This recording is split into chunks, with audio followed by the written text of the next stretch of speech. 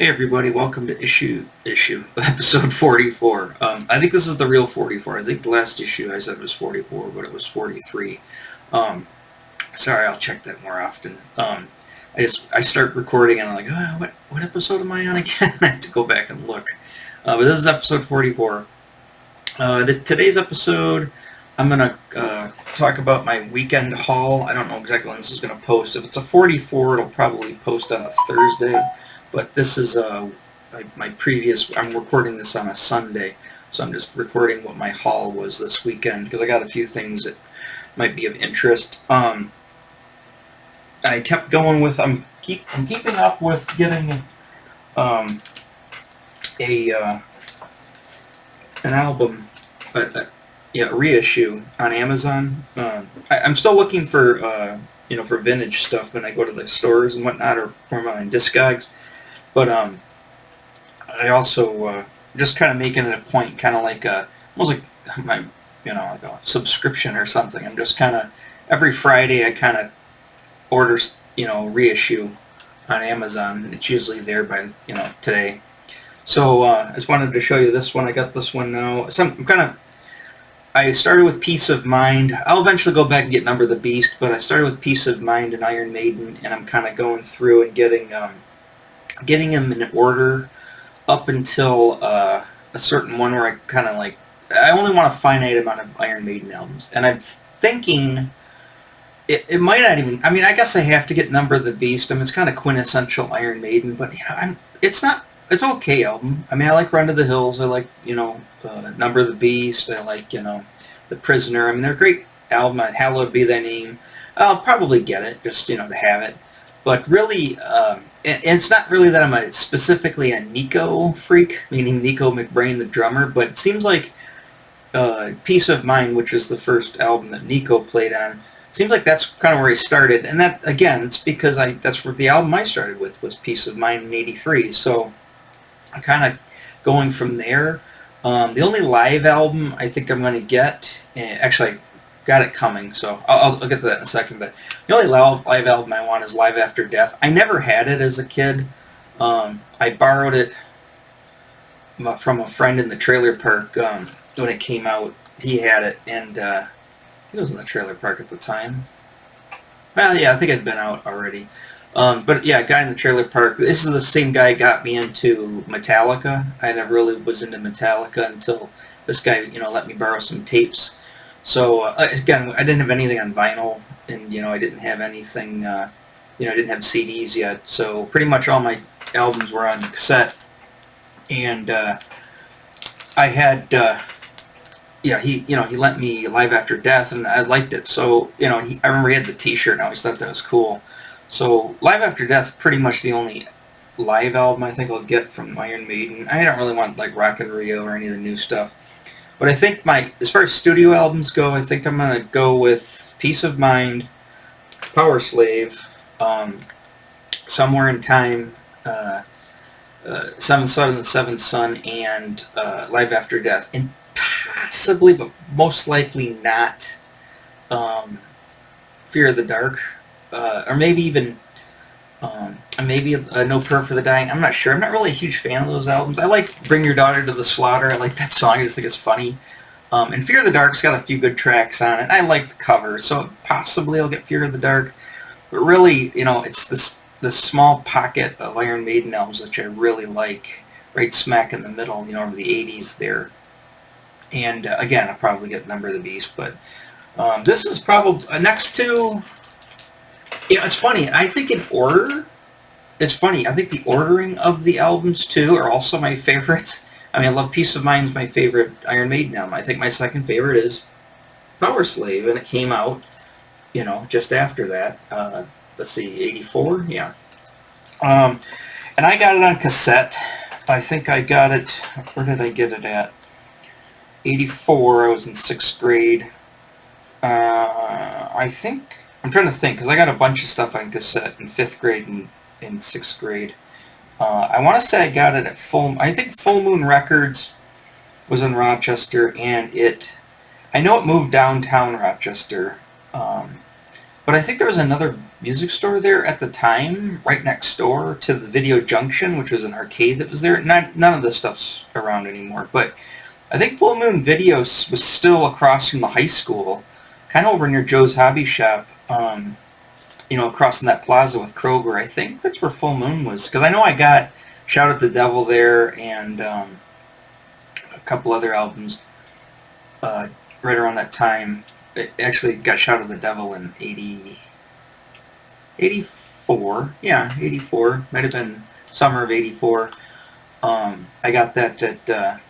I remember I got it around my birthday. And this I got, I can't remember. I want to say it was farther in. It wasn't snowing out, but I think I had started 6th grade by that time in the fall.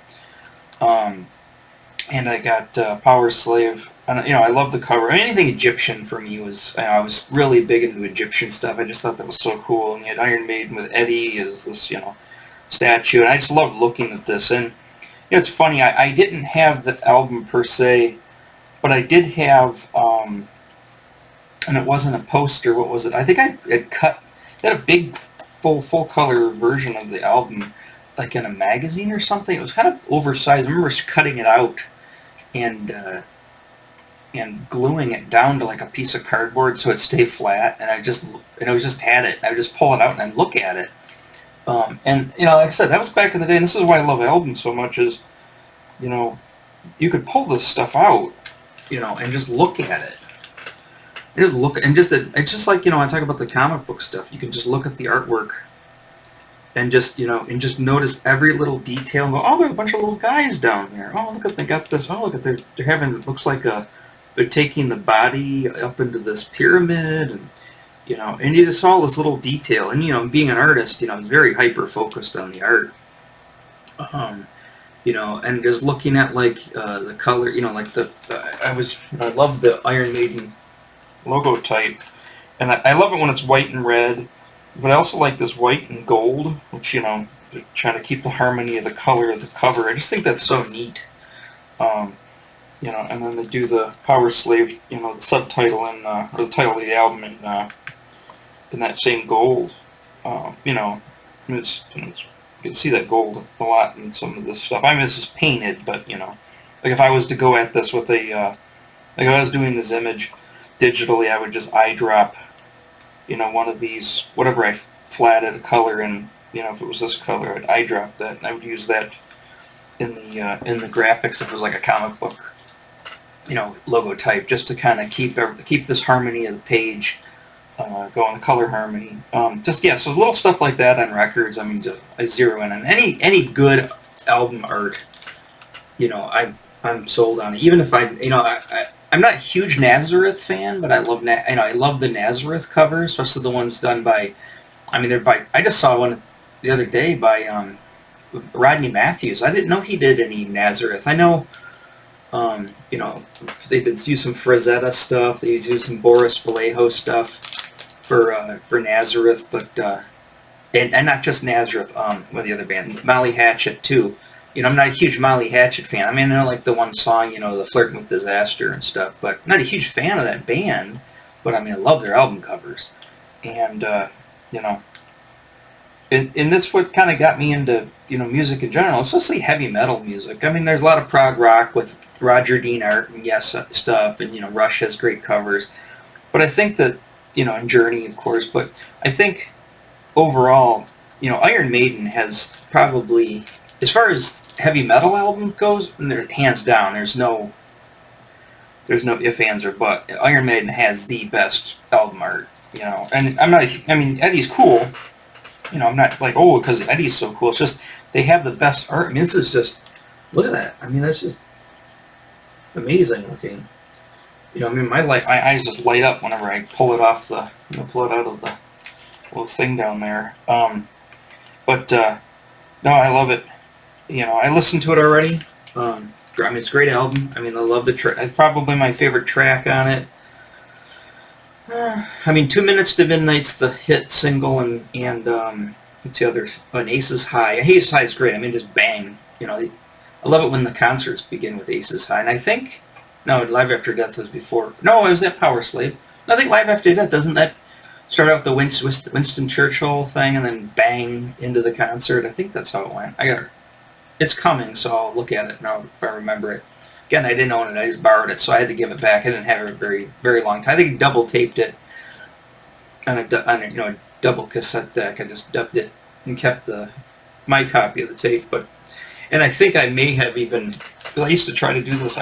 If I just had the dub copy, I would just take a piece of bristle board or some other kind of some card stock, and I would draw my own covers, make my own covers for my own dub tapes.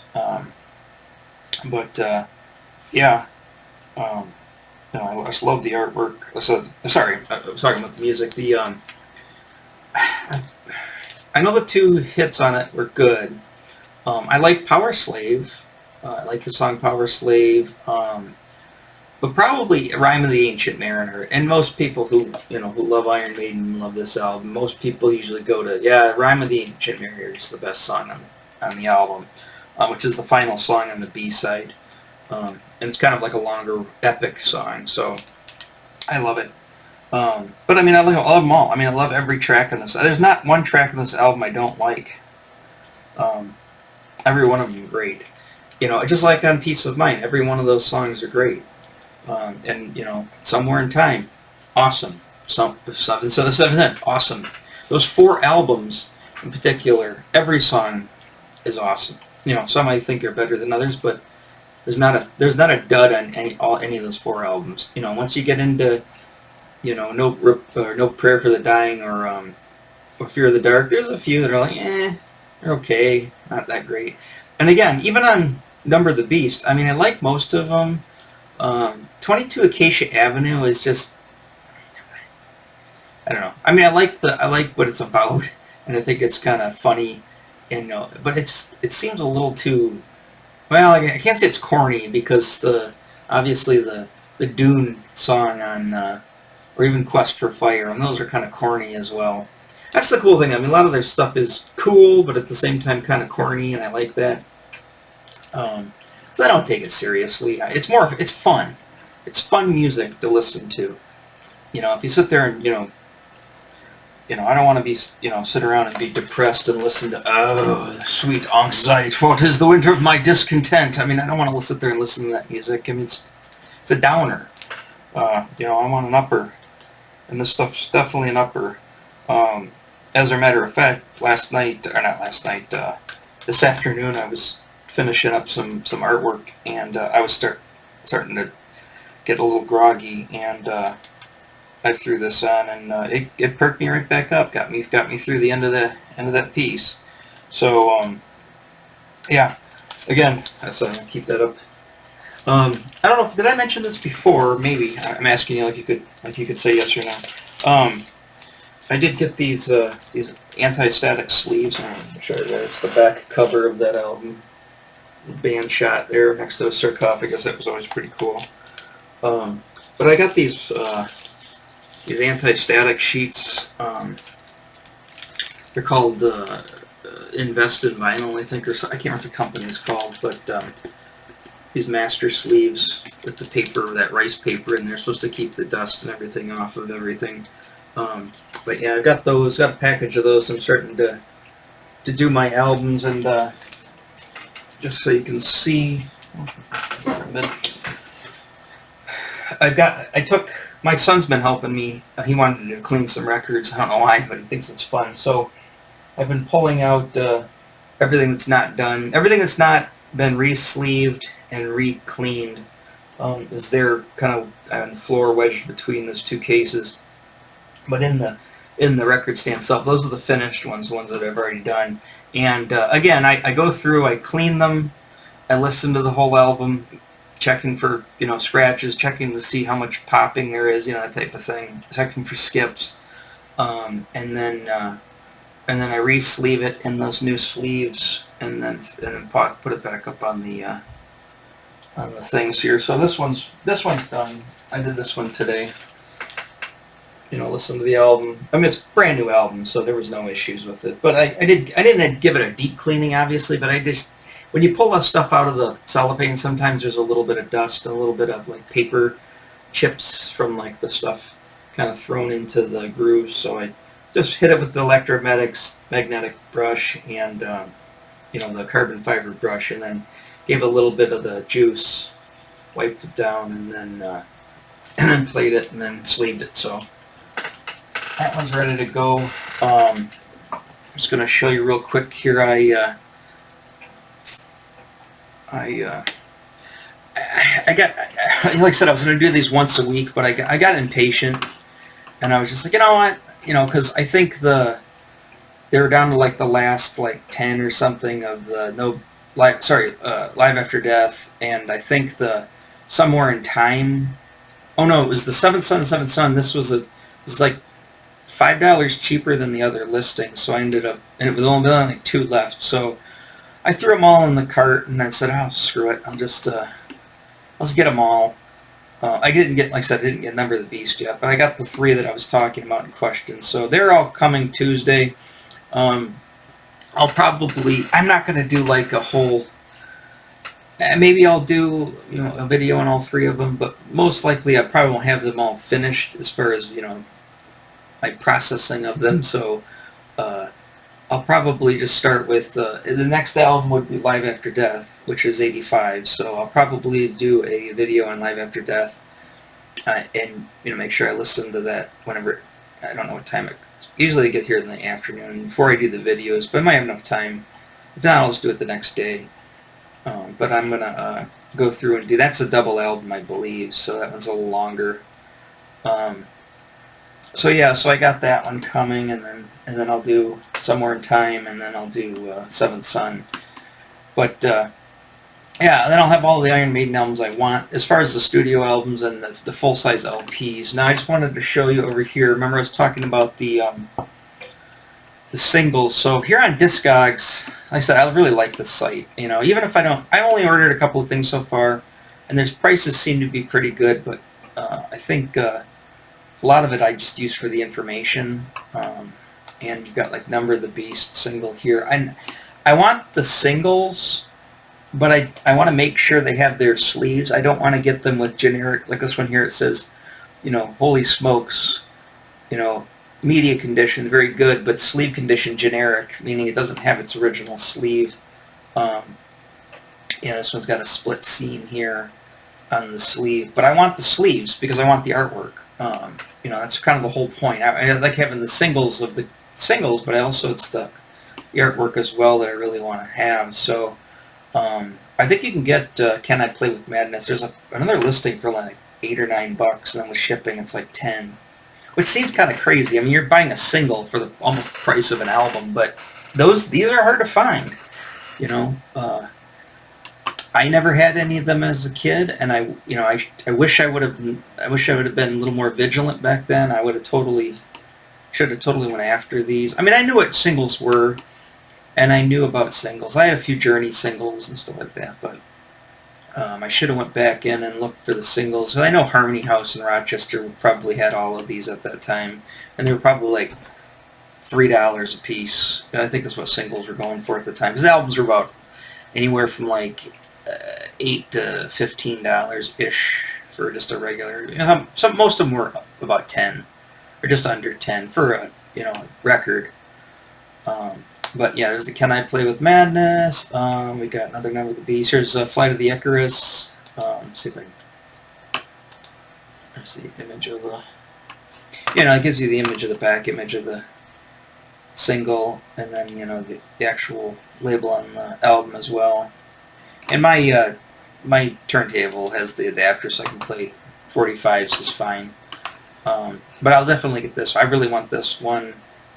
This one, here, $9 plus $8 for this one, and it says it's in. Oh, it's got generic sleeve again. Okay, I don't want that one. All right, so, but there are a couple, like this one here. This one's generic sleeve. I've seen some on here. There's a lot of them. I mean, I don't know how many listed. It was like over 100 in just the U.S. alone. Which I try to keep my stuff down to the U.S. because I don't want to pay the shipping to bring stuff over the pond. So because UK, obviously they're a UK band, so there's gonna be a lot of copies in the UK.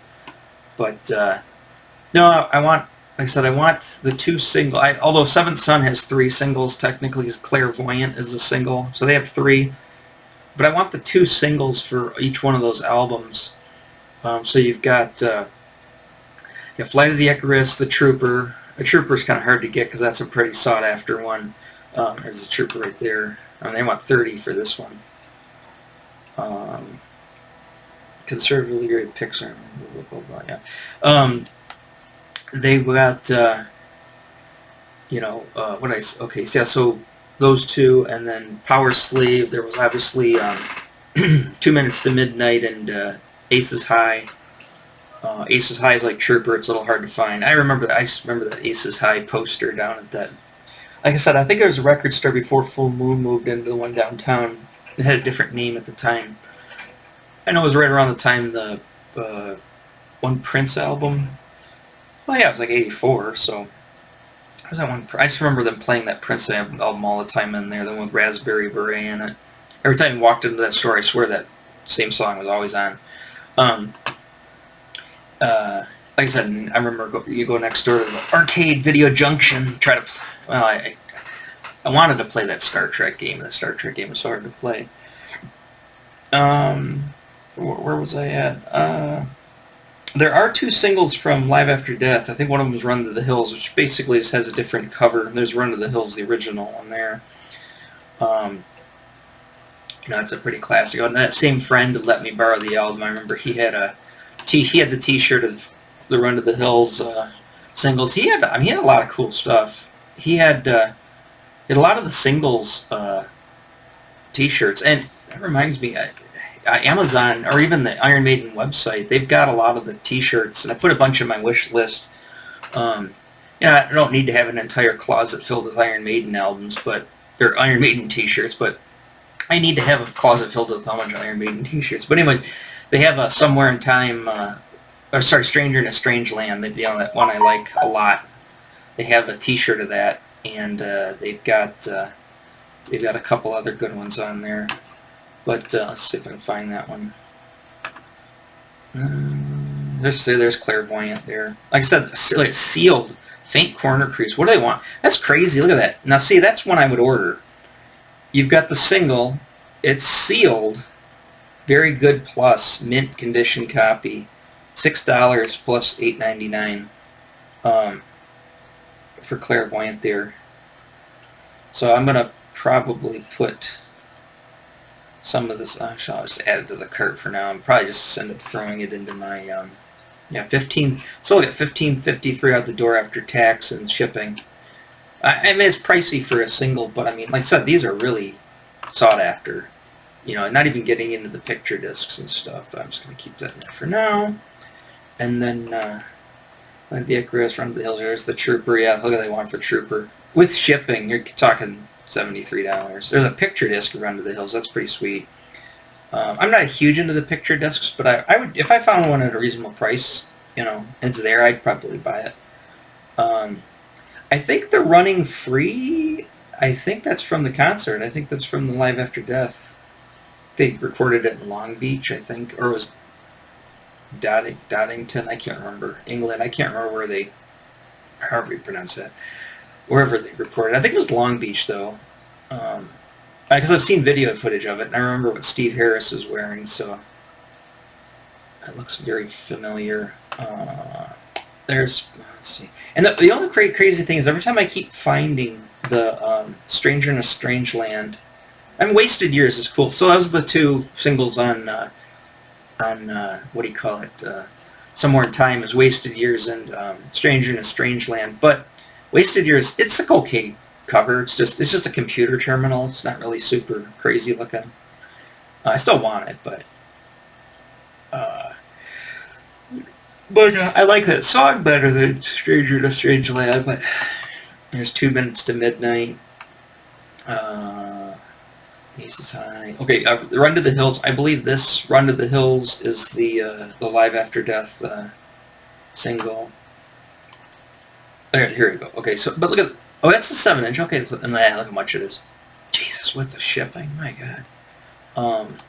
But every time I keep seeing a lot of these, it's always the the 12-inch maxi disc or whatever it's called.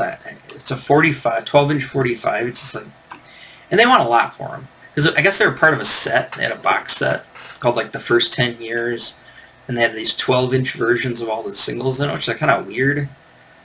Talking about a waste of vinyl. They could have just made them the 7-inch, and I like the 7. I mean, that's the whole thing. 7-inch singles are cool, you know. And so here we go. Yeah, limited edition. I don't know what makes it a limited edition. First time officially available in the U.S. Oh. Original 7-inch art and audio masters. Huh. Maybe it's sealed. Yeah, that's why they want so much for this one. But yeah, there's the disc. Or sorry, there's the cover. My favorite cover of all the singles. Like I said, I want that mirror. That mirror from the carnival. There's the back. Yeah, this one looks sealed. But you know that? Oh, look at that. That also looks like the 12-inch disc. So I don't know. You gotta read. Obviously, you gotta read into it. Yeah, it says 7-inch 45 and mint. I think the factory sealed, never opened, never played. But it says 7-inch 45, but that's not the opening of a 45. That's the opening. That's for the post opening for a 12-inch disc. And it looked like a 12-inch disc. But it says here, red circular hype sticker reads limited edition, blah, blah, blah. Huh. I wonder if it'd be actually cheaper because at $20 for shipping, I wonder if it'd be cheaper just to buy a UK import copy and then just pay the shipping, you know, the $15-20 to ship it over if it's only like $5 for the single. You know, to get a UK copy. There's wasted years there. But yeah, these are, if you want to go die hard on the Iron Maiden as far as the record buying, this is the sweet stuff here. I mean, the albums, like I said, are all available, reissues. You know, you get them very easily at a normal price. But if you want to go after these singles, this is where you're going to start paying some money. And again, I don't want them all. I think I saw a poster. Somebody had a poster on here that had all of the singles. It was kind of cool. That'd be kind of neat. I don't know what's under the Transformers poster up there. I can't remember what I had up there before, but the Transformers poster has been up for a long time. I think I'm going to swap that out or put... I usually don't swap it. I just put the poster over the other one and put up another 24 by 36 inch poster. I need to get some more frames. I'm taking some of my action figures off the wall. I'm going to leave the Star Wars ones up there. But I'm taking up... I want to do something in this corner. I'm going to get a floor light, which will actually give me more light in this corner, which hopefully make even the videos look better. Like I said, it's a work in progress, trying to perfect my room. I've been trying to perfect rooms in general for the last 50 years, so you know how it goes. Everything's never how you want it exactly. There's a lot of compromises. It looks fine for now.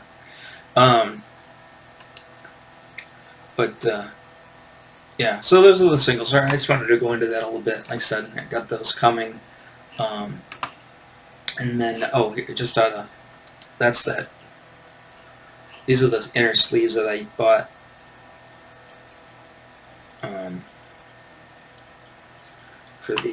For my sleevings. Let's see, where's that thing? That's a doohickey I got sitting back behind me. Audio stuff. Well, I get a lot of my stuff on Amazon. It's just convenient. Nobody ever has anything I'm looking for in stock, and I don't really, I don't own a functioning car at the moment, so if I can't ride my bike there, somebody's got to take me somewhere, and where I live isn't really. I mean, I got a city I can go to. There's a record store here and there's stuff like that, but and I get down there and stuff, but they don't have a lot of the stuff I'm looking for. So I just get stuff online. It's easier for me. But okay, so there's that. So yeah, that's Powerslave. Let me 30 minutes here. I'm gonna go back and I'm gonna also show you. I got the other thing I picked up, and I did pick this up because I'd take my son to his guitar lesson, which was funny.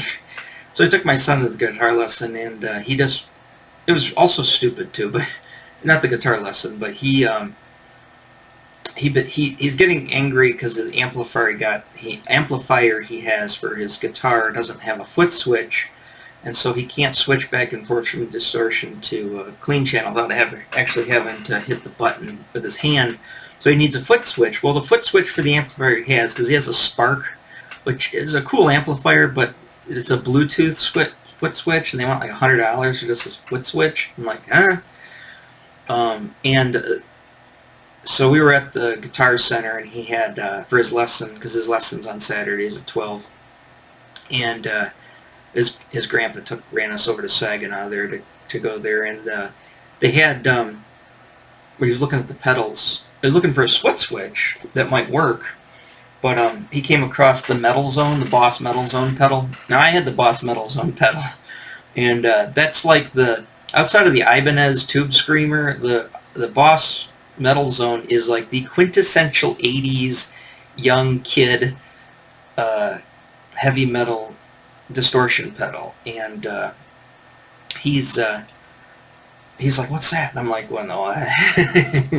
So we pulled it out of had the guy pull out of the case, and we hooked it up to their little pedal board there, and he tested it out, and he just starts we've been watching videos about like people being douchebags and playing super loud or playing stuff and trying to show off in Guitar Center. But it was Saturday, it was packed, and they had a lot of people in there, and he goes right to town. He starts whipping out some Metallica, and then he started playing. He just started learning. He learned Mr. Crowley. He hasn't got it all down, but he's got most of the Mr. Crowley Randy Rhoads solo. He's got it down like, he started it like a couple of days ago, and he was there just jamming it away like perfectly, at the guitar store testing out this pedal. And I gotta say, that pedal still to this day sounds pretty badass.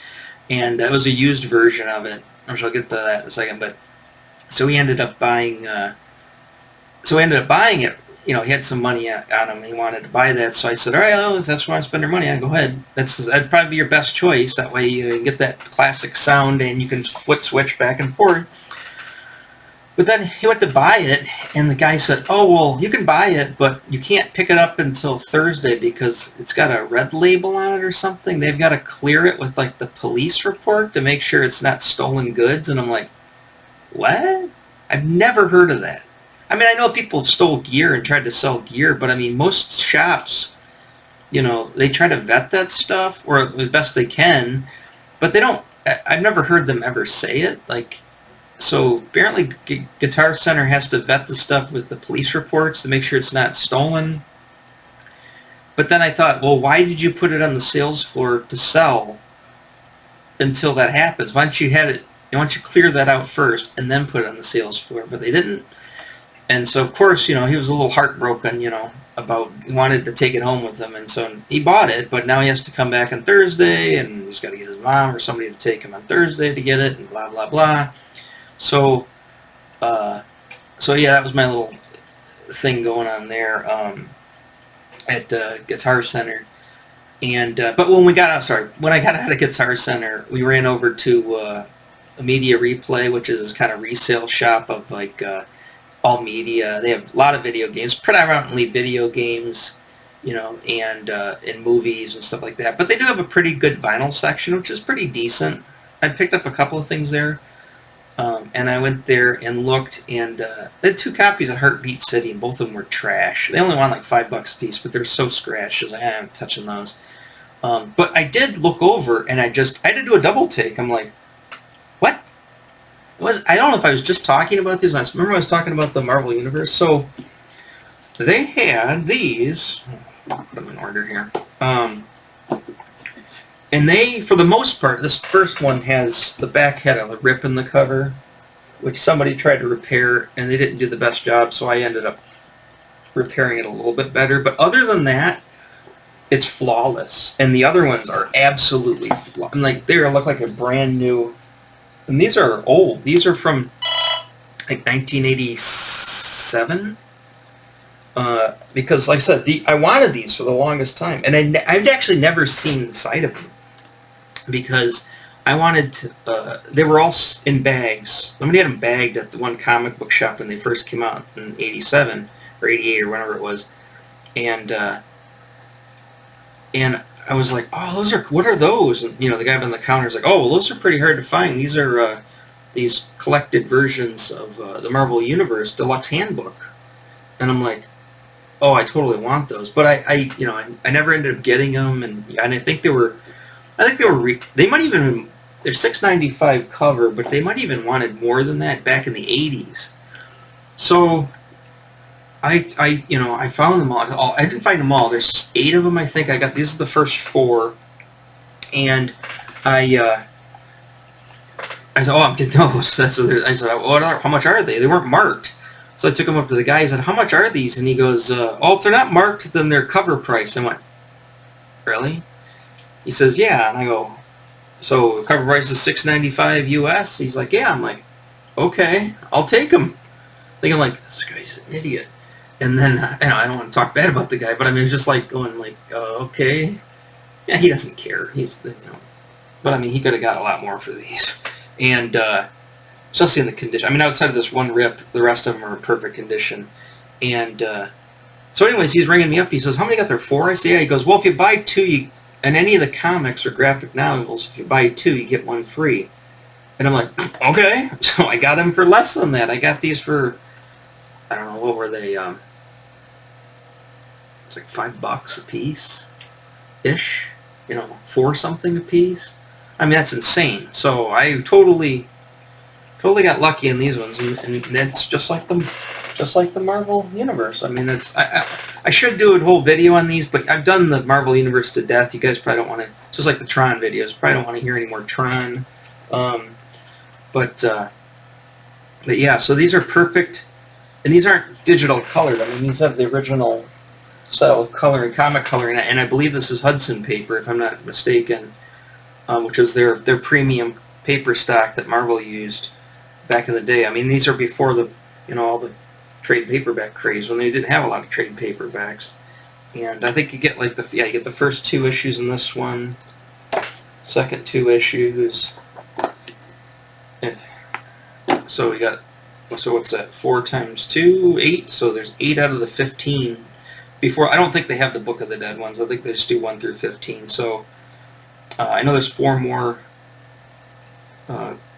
volumes. So I did find one on, I've got them in my wish list on Thrift Books, so they'll let me know if those come in. But I think issue 7, they did have issue 7, so I went ahead and ordered that one. It was $7 too. I mean, it was $7. Of course, I didn't have to spend $15 for free shipping, so I didn't have anything else that I wanted to order at the time, so I sent it, and it was, I think the shipping was like $1.50. It was like less than $10. So I paid a little bit more for that one, and it says it's in good condition. It's probably not in this good a condition. Hopefully it doesn't have a bunch of craziness on it, but so I have 5 out of the 8. But like I said, I've been wanting these for a very long time. I've pretty much been wanting these ever since they came out. And every time I came across them, it was so rare. And I think I even saw them in the 90s in a comic book convention. They wanted like $20 a piece for them, or something crazy like that. So to find these at, pennies on the dollar was just insane. So these will cherish. And these, I'll show you. I'll skip to my favorite Marvel Girl drawing here. I think I already saw her here. She's on the other side of the page than the comic book did, but there's that Marvel Girl drawing, and just the pages. And like I said, this is perfect readable copy. It's not like the comic that's all on newsprint. The artwork's perfectly reproduced in here. And like I said, they're using the original coloring process with the little dots. So this isn't and it's pretty much spot on to the original one. This isn't a digital recolor. This is exactly how it was supposed to be colored, and that's why I wanted these 2. I mean, the omnibus that came out, that was just like $100. It has all of them. Is nice and all, but it's I am pretty sure it's all digitally recolored, which I don't have anything really issue against digitally recoloring thing. I mean, I did a digital color, but the thing is, the original ones weren't, and I would rather have something closer to the originals, for that. So I got them. So there they are. Alright, this might be a little short video. I just wanted to go over the hauls that I had and kind of talk about the Iron Maiden stuff. What's coming up here? I've got... oh, I just wanted to mention this real quick.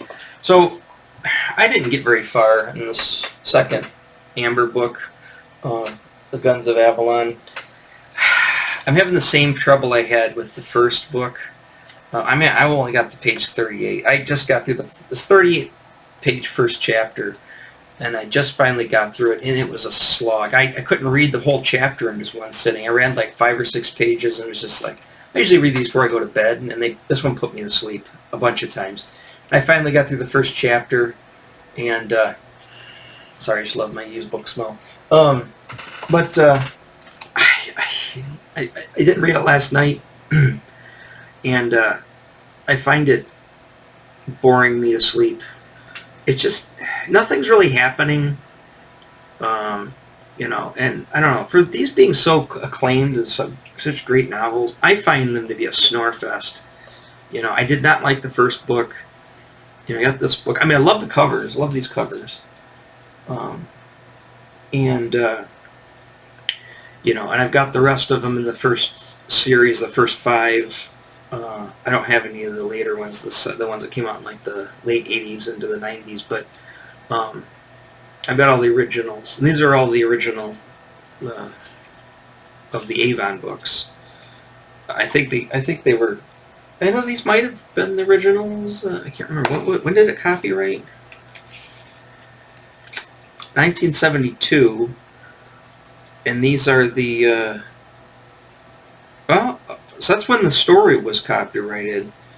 But I think it... You know, I think these are the first paperback versions of it. I think it might have appeared in, like... I know it won the Nebula Award and some various awards. I think it was in... the Asimov, you know, science fiction anthologies and stuff. I think that's where they started serializing a lot of the stories first.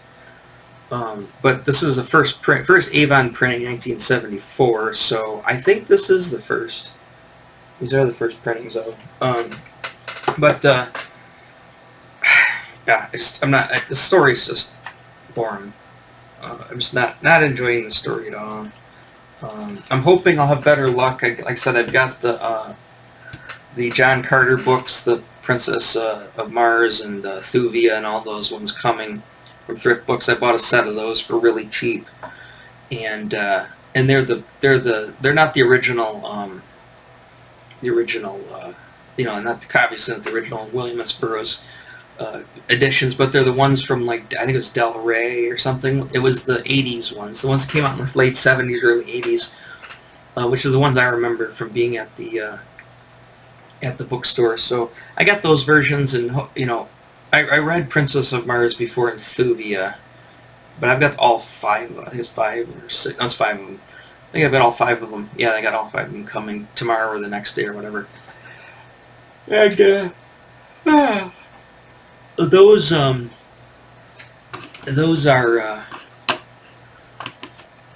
Hopefully I have better luck with those ones. Hopefully those ones don't bore me to tears. I mean, I really like...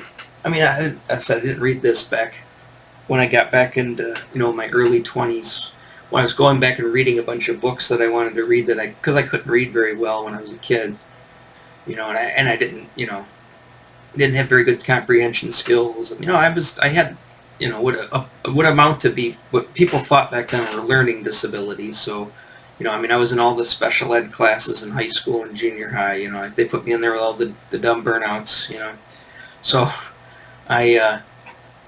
you know, so I had trouble reading, and when I was in my 20s, I just went crazy. I mean, I literally had a book on me every time I went anywhere. I had books on me, and I was reading constantly, and I was reading all those books that I wanted to read but never could, and but this was one of them, but I didn't read it. So I'm hoping that those books, you know, like the Princess, that's when I read the Princess of Mars, I'm hoping that those books still hold up. I know, like, the Pellucidar books by Burroughs, I read those, you know, the Elric books. So I'm trying to get these books again for my collection, and I'm rereading them, and I hope they hold up. I hope they're still as exciting, you know, it's still as enjoyable as they were before. Who knows? You know, maybe I'm just Maybe it's a different time. Maybe I'm just beyond them. I don't know. But I still like having these on the shelf. I really like the covers, and they're they bring back a lot of memories of going to Rochester Book Center and the library school or the public library. So there's those. I think that's it for all the things that I wanted to talk about. Okay, so tomorrow, I don't know what I'm going to talk about exactly. I know I got some stuff coming. I got a lot of work to do. Tomorrow's Monday, so like I said, this is probably posting on Thursday, but I've got a lot of work to do this week, and then my son's coming back over, and there's a carnival he wants to go to, and we got to go get that pedal somehow, and there's a lot of stuff going on, and it just seems like until he gets back to school, I just seem like I can't get anything done, So he's going to be back in school in a few weeks. He's starting 6th grade. Wish I was starting the 6th grade. Actually, I wish I was young like that back then, but I don't know if I want to go back into I don't know if I want to go back into Camley's class. Probably. Yeah, I had some good times then. But anyways, he's going back, and so he'll be at school Monday through Friday during the day. So and that's usually my prime times of work. So hopefully when he gets back to school, I can get back to getting back. I'm not really off schedule. It's just I've got a lot of commissions stacking up, and the people want those to get done, and I need to get them to them. And my series that I have going on online, I haven't really missed a beat, but it's getting hard to knock those out when I got all these other commissions stacking up. So I've got to get back to work. So again, Monday for me this week's going to be hard, and I still want to, I still try to carve out some time in the afternoon to take a break from that, because I can only sit there and draw for so long, and knock one of these videos out so I can keep these going too. But all right, for now I'm gonna let you go. 46 minutes, gonna be a short video, and I will catch you later with more cool stuff. All right, bye bye.